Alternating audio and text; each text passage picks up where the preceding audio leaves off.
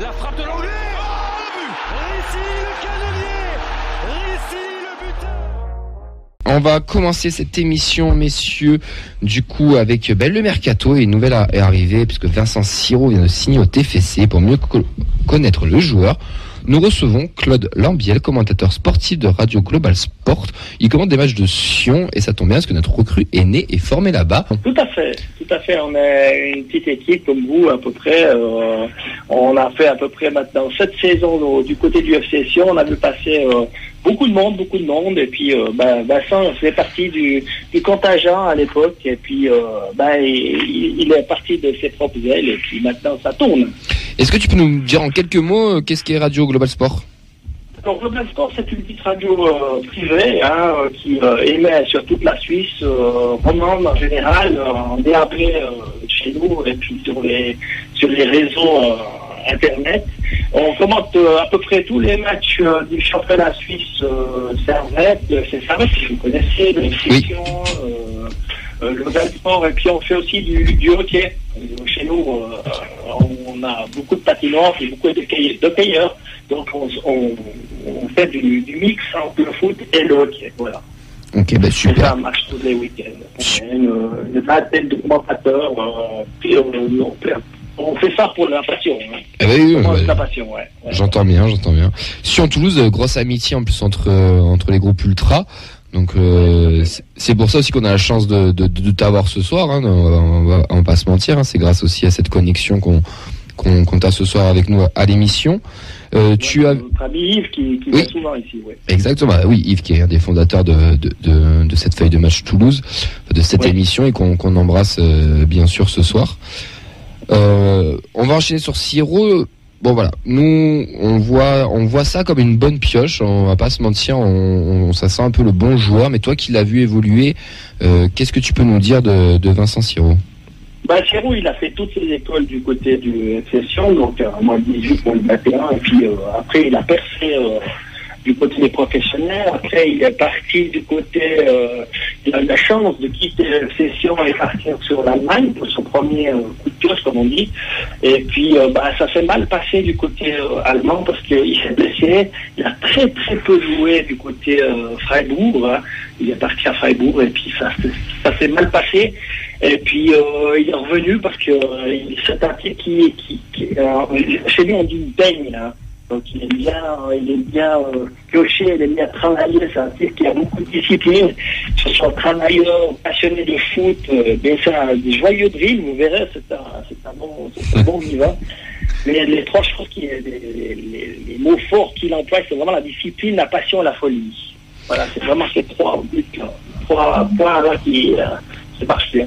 Après, il est parti de Freiburg, il est reparti à Saint-Gall, il est revenu à Saint-Gall, c'est Saint-Gall, je ne sais pas si vous connaissez aussi. Oui, c'est Saint-Gall qui était à l'époque, qui est toujours entraîneur Zeigler, qui l'avait eu du côté du FC Sion à l'époque, et qu'il avait absolument voulu qu'il joue à sa place favorite, milieu centre. Hein. C'est un bon passeur, qui croche, qui fait des bons championnats en général. Il a très peu été blessé. Après, il est parti du côté de Young Boys de Berne, qui est la grosse machine suisse que tout le monde connaît maintenant, avec plusieurs fois la Champions League, la Europa League. Et puis vraiment, il est passionné, donc il adore ce terrain. Donc la première fois qu'il arrivait au Young Boys de Berne, ils ont fait le titre, hein, direct. Et est-ce acteur majeur du titre ou pas pour toi ? Non, j'ai pas compris. Et c'est un acteur majeur du titre, enfin il était important pour les Young Boys dans le... Je dirais que c'est un joueur important, oui, mais avec la grosse machine Young Boys, c'est vraiment un peu difficile pour lui d'être vraiment, je dirais, pensionnaire de tous les matchs. Hein. Donc, il a quand même fait 119 matchs du côté du Young Boys, donc du Young Boys de Berne. Donc, il a marqué 13 goals pendant ces 119 matchs. Il a joué il a vraiment bon passeur, très peu. Il est pas nerveux comme joueur. C'est un teigneux, mais il a, par exemple, à Young Boys, il a pris que 24 cartons en 119 matchs. Donc c'est très peu si on fait Je l'oublie. C'est pas mal quand même. Ouais, mais c'est un match sur 3 il prend un carton jaune quand même. Ouais, mais c'est pas le type qui va faire mal, c'est pas le type qui fait des. Oui. Après ça reste un milieu de terrain, donc c'est sûr que de toute façon il est plus exposé que certains. Ouais. Bon, tu nous as parlé un peu de ses points. Tu nous as parlé un peu de ses points forts, bonne qualité de passe, bon joueur. Très bonne qualité de passe. C'est un bon passeur. Il a bon pied gauche. Il a une frappe de mule par contre. Ça c'est bien ça. Ça va plaire à Yves ça. Yves il aime bien pronostiquer les frappes à 25 mètres. On dirait un mélange des trois de Spearings, de Jagereux et Van Bommel. C'est les trois vont partir. Il va remplacer les trois. Je crois. Donc, j'ai toujours apprécié le joueur. Pour moi, c'est un bon atout pour vous. Ouais. C'est un type qui s'adapte très vite. En plus de ça, il parle allemand, il parle français. Est-ce qu'il parle néerlandais ou pas? Parce que là, nous, on a quand même une sacrée communauté. Donc, il parle allemand. Tu nous as parlé de ses points forts et tout, mais quels sont ses points faibles si tu devrais en tirer quelques-uns? Ce serait quoi ces petites lacunes à Siro? Moi, je trouve qu'il manque de musculature. Mais musclé, il est musclé, mais il manque de... Comment dire ça? De volume de jeu? Non, pas de volume de jeu, d'impact. Manque d'impact, ouais. Ouais, d'impact, voilà. Ok. Donc, faut qu'il aille à la salle un peu, quoi. Ouais, voilà, il faudrait qu'il muscle tout ça. Si on prend... moi, je le compare à des joueurs du FC Sion, mais... je sais pas, pour moi, ça fait 8 saisons que je fais les matchs, 7 à 8 saisons. Il manquait un tout petit peu un peu freluquet, comme on dit. Bon, maintenant, il a pris de la masse, mais pour moi, il n'y a pas encore assez. De toute façon, il y a un centre de performance qui arrive à Toulouse, donc ça devrait être bon pour lui. Il peut jouer à quel poste pour toi? Quel est son poste de prédilection, là, dans celui-lequel vraiment il est le meilleur? Ouais, le poste de prédilection, c'est vraiment milieu-centre. Milieu-centre, ouais. Il peut jouer beaucoup sur la gauche. Donc dans un milieu à 3 en relayeur, par exemple? Voilà, bon passeur, bon relayeur, ça peut pas mal, ouais. Bon, donc clairement le remplaçant de Van Den Boom, parce que c'est ce qu'est en train de nous dire notre ami Vincent, Claude, pardon. Axel qui parlait de lui, ou bien je sais pas, je crois que c'était Axel qui parlait de ça. Qui ça, pardon? C'est un profil à la Van Den Boomen, oui, c'est ça. ça. Les deux supporters du T. Oui, exact, exact. Ouais, voilà, ouais. Est-ce que tu penses qu'il peut s'imposer dans le championnat, enfin dans un championnat on va dire majeur entre guillemets, sans dénigrer bien sûr le championnat suisse, mais en plus tu viens de nous dire que ses carences étaient un peu plus physiques et on sait que la Ligue 1 est réputée pour être très athlétique, très physique. Est-ce que tu penses qu'il a les qualités quand même pour s'imposer dans ce championnat et au Toulouse Football Club? Moi je pense que c'est un bon achat. Pourquoi? Parce que c'est un joueur qui est très athlétique. Bon, il manque un petit peu de pêche, comme on dit, de force, mais très athlétique. Donc, on le compare un petit peu ici en Suisse comme un renard, voilà, un petit renard qui va chercher cette balle, qui essaie de donner le plus vite possible dans de bonnes conditions, ouais, tout à fait. On a Auxence qui a une petite question pour toi par rapport à Siro. Oui. Exactement, Claude, j'ai une question. Tu nous parlais de ses blessures du temps où il était à Fribourg. J'ai fait quelques recherches sur le profil de Vincent Siro et c'est vrai qu'il y a quand même une donne qui a de quoi faire peur, puisque depuis le début de sa carrière, il totalise plus de 500 jours d'absence suite à toutes les blessures qu'il a eues. Donc l'historique des blessures est assez long.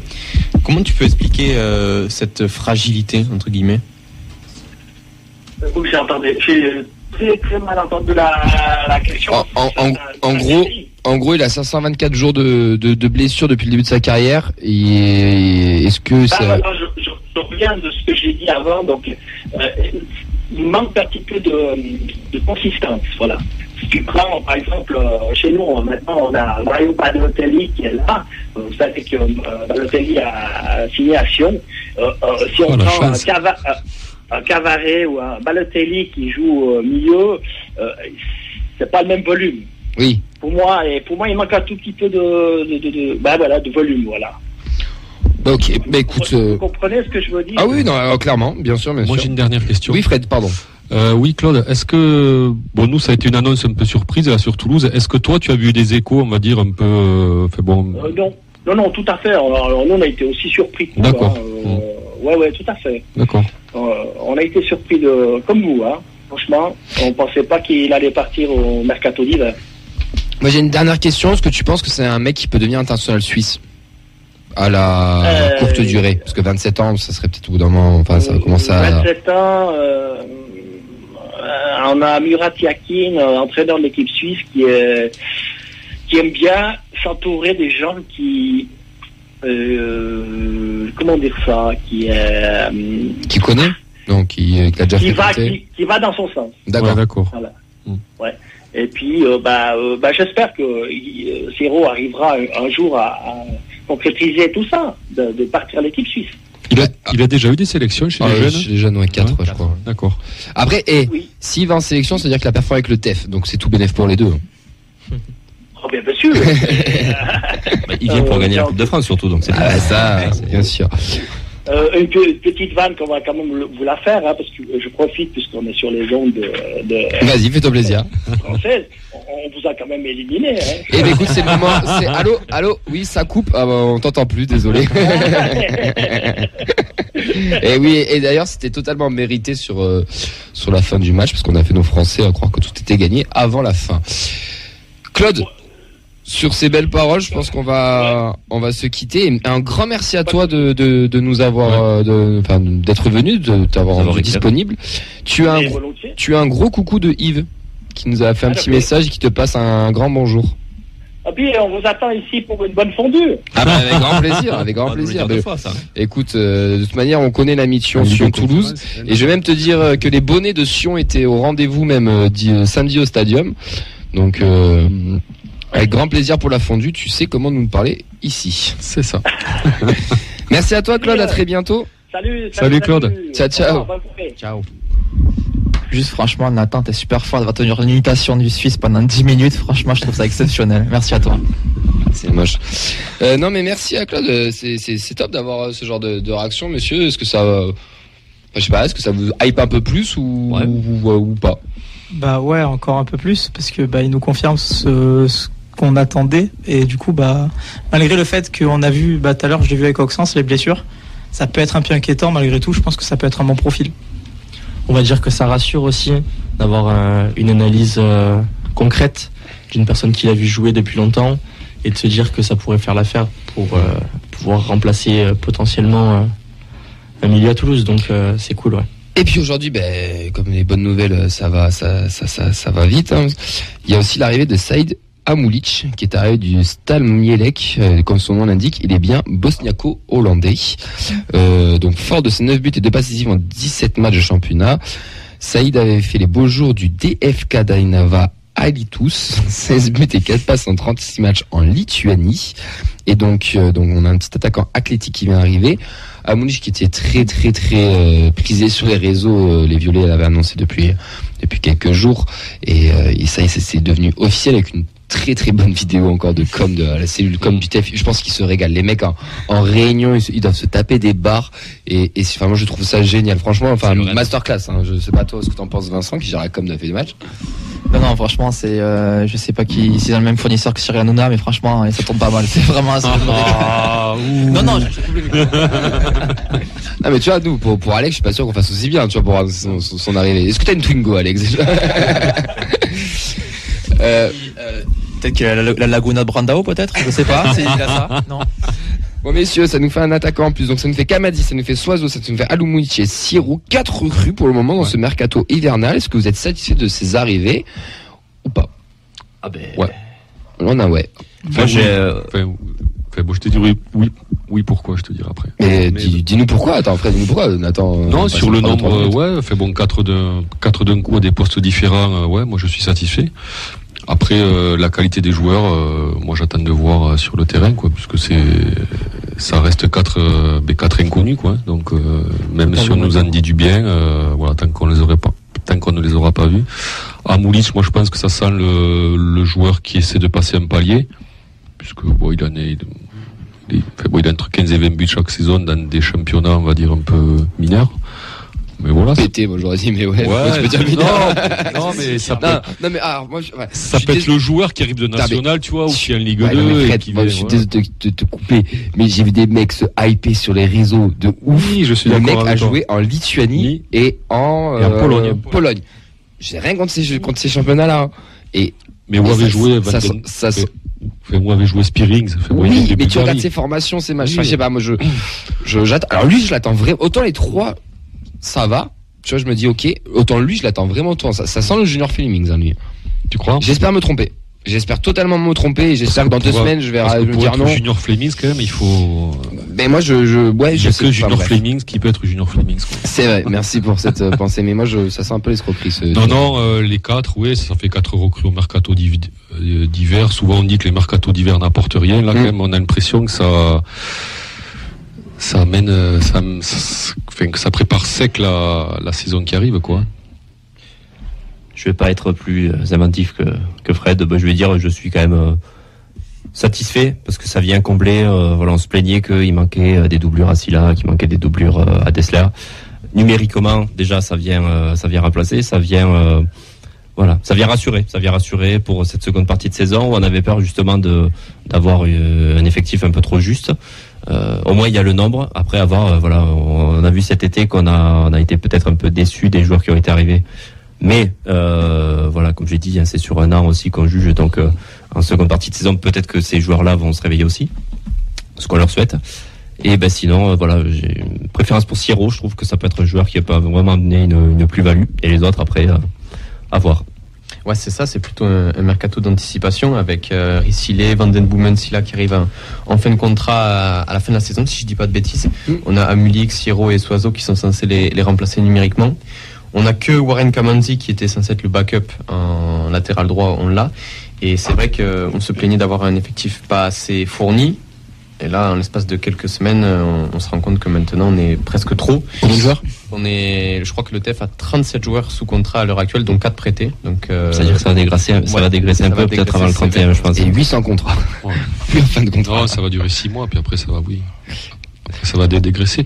Et moi, ça me fait penser un peu à ce qui aurait dû se passer avec Dalinga quand il est arrivé, tu vois, enfin, des joueurs qui arrivent 6 mois avant de les lancer définitivement. Donc là, c'est 4 joueurs qui vont prendre le pouls de la Ligue 1 un peu, qui vont se faire les dents ou les griffes. Enfin, bon, vous voulez. Après, je vais venir vers vous, les gars. Vous attendez à des départs ou pas, suite à ces recrutements-là? À Moulic, il y aura clairement, devant, on a Ado, Begraoui, Ili, même qui était blessé, Dalinga. Sur ce mercato-là, Kerman qui peut jouer aussi, Ratao, Shaibi, je ne compte pas trop, mais on a quand même 4 avançants de 4 numéro 9. Ouais, mais bon. Pour un poste, ça te gêne pas, toi? Tu dis pas que peut-être qu'il y a un prêt de Begraoui ou une vente de Begraoui, oui, Ado, une fin de contrat deal, je sais pas, j'en sais rien. Après Begraoui, on rentrait pas trop non plus dans la rotation, quoi. Je veux dire, c'était pas. Il y a du monde quand même. Oui, il y a du monde, ouais. Numériquement, il y a du monde, ouais. Messieurs, 2 supporters qui sont présents. Vous, est-ce que vous êtes satisfait de ce mercato? Qu'est-ce que vous en pensez? Je suis satisfait parce qu'on comble les trous quand même, comme on l'a dit tout à l'heure. Des doublures, on n'en avait pas beaucoup, voire même pas. Et même, je vais aller plus loin. Bon, on a vu un Kamanzi, moi j'ai trouvé très intéressant quand même. Pour l'instant, bon, c'est que 2 matchs de Coupe de France. Hein. On va y revenir. On va se calmer, mais vaut mieux que ce soit intéressant que tu aies une mauvaise impression. Et oui, aussi on prépare. Pareil, tout a été dit l'année prochaine. Hein, c'est clair, ça paraît clair. On a 4 joueurs qui pourraient s'imposer au futur. Puis on a quand même les blessés qui reviennent, quoi. Tu vois, il y a Jean-Ro qui a rejoué donc en réserve, Dessler qui est rentré. Québec aussi. Ouais. Donc ouais, là je pense qu'on est armé pour gagner la Coupe de France. Mais il a raison, Nathan. Je suis chaud. Quantitativement, là, on est armé pour la seconde partie de saison, quoi. Peut-être un tout petit peu plus sceptique que vous tous, puisque je me dis que ça peut aussi faire du mal sur le collectif, vu que justement il y a cette période d'adaptation. On va voir si ça va beaucoup jouer, ça va pas beaucoup jouer, s'ils vont réussir à s'intégrer au collectif aussi, parce que c'est important, au-delà de la performance athlétique. Donc content, oui, mais après il va falloir voir ce que ça donne aussi sur le collectif et voir si ils peuvent tous s'entendre et que ça puisse faire quelque chose d'harmonieux. Ce qui fait peur, c'est les flops des mercato hivernaux. Ouais, c'est ça aussi. Où il y a pas vraiment eu de vraiment. Après, il y a quand même des dénominateurs communs, tu vois. Le bosniaco-hollandais, il parle hollandais, donc il y a d'hollandais. Siro, il parle français, donc Jean-Ro parle français. C'est la langue du club, tu vois. Enfin, il y a quand même des. Oui. Non, moi, l'intégration, a priori, je suis pas trop inquiet parce que jusqu'à maintenant, c'est quand même un critère qui comptait dans les recrutements, donc l'état d'esprit des joueurs, etc. Donc, je pense que là aussi, c'est des joueurs qui ont été scrutés, qui ont été datés par rapport à sur ce critère-là, quoi. Donc, Ok, bah écoutez, on verra de ça, on va juger sur le terrain, l'avenir nous le dira, mais moi je vous rejoins un peu sur le fait qu'on prévient un peu les futurs départs, etc. pour les intégrer. Donc bah, écoutez, on verra sur le terme. Le président l'a dit, il faut juger un mercato sur 2 ou 3 ans, donc on attendra 2 ou 3 ans. Nathan, qu'est-ce qui s'est passé chez les jeunes et les féminines? Et je vais pas te mentir, fais-le en accéléré, s'il te plaît. D'accord, très bien. Victoire 2-1 de la N3 face à Aigues-Mortes. Donc ça s'est fini donc avec un but de Keben et de Zuliani. Denis Jarreau a joué 60 minutes et il y a eu 8 cartons jaunes et 3 cartons rouges, dont un pour le coach Jean-Christophe Debuy en fin de match. Donc voilà, pour mettre un peu de piment dans ce match. Donc avec ce résultat, la réserve elle se positionne en tant que dauphin de Béziers. Toujours 10 points de retard, mais ils s'affrontent le 5 février à 14h30 au Stadium. Oh, le 5 février? Ouais. C'est un match à aller voir, ça. Ça peut permettre de réduire l'écart. Normalement, ce jour-là, on peut commenter, je crois, le 5 février. On sera peut-être pas là pour aller voir, mais... Attends, le 5 février? Ah non, moi je suis à Paname en plus. Ah. Ouais, je fais des déplacements parfaits. Ensuite... Je compte sur mes chers confrères de la feuille de match pour aller voir le match N3. Les 19, ils avaient l'occasion de repartir de l'avant après leur élimination à Gambardella et la perte de la première place. Et du coup, ils se sont imposés 4-1 contre Béziers. Donc, ils reprennent la place de leader à Montpellier avec un meilleur goal average. Et le prochain déplacement, ce sera à Ajaccio le dimanche 5 février. Et les buteurs, la joie Dao et Silla. Ouais. D'accord. Ouais, Silla est redescendu en 19 au calme. Ouais, c'est étonnant. Donc, les 17, le match à Rodez, il a été annulé. Donc, reporté au 28 janvier à 14h30. Et voilà, prochain match. On a une petite info que Théo, on avait reçu l'agent qui nous a dit qu'ils allaient affronter les U18 de Balma. Donc ils ont pas mal fait tourner, ils ont fait un. Et il n'y a pas le prochain match. Ok. Voilà. Bah, on remercie Théo d'ailleurs, nous avons effectivement. Et moi je n'avais les féminines, donc je vais essayer de faire là, vite. Là, franchement. Et là, alléluia, il faudrait une musique jingle. Ouais. Mais on l'a sorti quand le SNT aura gagné un match, parce que le SNT affronte les derniers la semaine prochaine, donc je crois un peu en nous là, du coup. Là. Ah, Alex, on y croit. Donc victoire 3-1 des féminines, du coup qui permet de TFC de souffler et ne compter plus que 4 points de retard sur le Puy qui est 8e. Et hasard du calendrier, elles affronteront le Puy à domicile le dimanche 5 février à 15h. Autant te dire. Le 5 février, gros week-end. Sacré match. Et donc la R1, Rodez TFC reporté. Je pense qu'il y a eu beaucoup de neige à Rodez. C'était le point météo du jour. Merci. Et les 19, elles se sont inclinées 6-2 pour le début de la phase excellence sur le terrain de Dijon. Donc groupe composé de Dijon, Montpellier, Saint-Priest, Grenoble et Marseille, qu'elles avaient dans la phase élite la saison passée. Donc elles auront l'occasion de rebondir dimanche à 4h30, avec la réception de Grenoble. Et je vais boire un peu parce que j'ai soif. Et d'ailleurs, messieurs, je sais pas si vous l'avez vu sur les réseaux, mais Vincent a créé des petits visuels où il annonce chaque semaine le calendrier des jeunes et des féminines. Donc vous pouvez les retrouver tous les vendredis sur nos réseaux, donc la feuille de match sur Facebook, Let's Info sur Twitter, la feuille de match sur Instagram, et avec les résultats le lundi. Alors pour le moment, on a mis que les buteurs chez les pros, mais on va essayer d'être performant et de trouver à chaque fois les buteurs. Je pense qu'on pourra arriver à trouver les infos. Mais voilà, vous pouvez avoir le petit visuel avec les petits avions, ça veut dire qu'ils sont à l'extérieur, et les petites maisons, ça veut dire qu'ils sont à domicile. Mais je préfère préciser les légendes, on ne sait jamais. Voilà pour les jeunes et les féminines. Bon, un bon petit résumé du week-end. Messieurs, est-ce que vous suivez un peu la M3, les 18, les 19, pardon, les 17, les féminines ou pas? Ou c'est que les pros? Ça suit moins, mais moi t'as le droit, t'inquiète. Je connais quelqu'un qui joue avec les 19 NAS, si je ne me trompe pas. C'est qui? C'est Tim Ray. Ouais, Tim Ray, voilà. Et du coup, j'ai des échos à droite, à gauche. Je connais quelques amis à lui qui me disent que, par exemple, il est allé faire le stage de préparation en août. C'était en Espagne, si je me trompe pas. Voilà. Donc quelques échos. Et après Nicolas Westbauer aussi. Ah bien. Ah ouais. Voilà. Donc, là lui N3 et tout, on peut ça sent le mec qui peut passer le palier. Potentiellement. Il est pas blessé. Peut-être. Parce qu'on le voit moins là dans les. Je sais pas s'il est blessé, mais je sais qu'il avait eu quelques pépins physiques. Il avait fait le groupe, il avait fait le stage de Coupe du Monde là. Il était avec les pros, si j'ai pas de bêtises. Oui. Non, c'était un joueur qui t'annonçait assez prometteur. Qui faisait partie des joueurs potentiels. Et toi? Pareil, les jeunes garçons un peu moins. Mais par contre, les filles, on était allé voir quelques matchs en début de saison. Petit à petit, ça a lâché parce que le calendrier est un peu plus chargé aussi de notre côté. Mais on essayait de suivre quand même. Ça fait partie de la vie du club aussi. C'est pas que les pros. Mais évidemment, beaucoup moins que que les Ouais, non, mais bien sûr. Mais après, c'est intéressant. Enfin, moi, j'encourage vraiment les gens, et chaque semaine, je le dis, j'ai l'impression de me répéter, mais d'aller voir parce que c'est super accessible, c'est gratuit, on est autour du stadium, on est tranquille. Et c'est, ouais, il y a vraiment du niveau. Enfin, à chaque fois qu'on allait voir de la N3 ou même des défis ou quoi, c'est vraiment intéressant. Il y a une buvette ou pas? Non. Ok. Il y a un petit casino pas très loin, mais il faut faire attention au casino.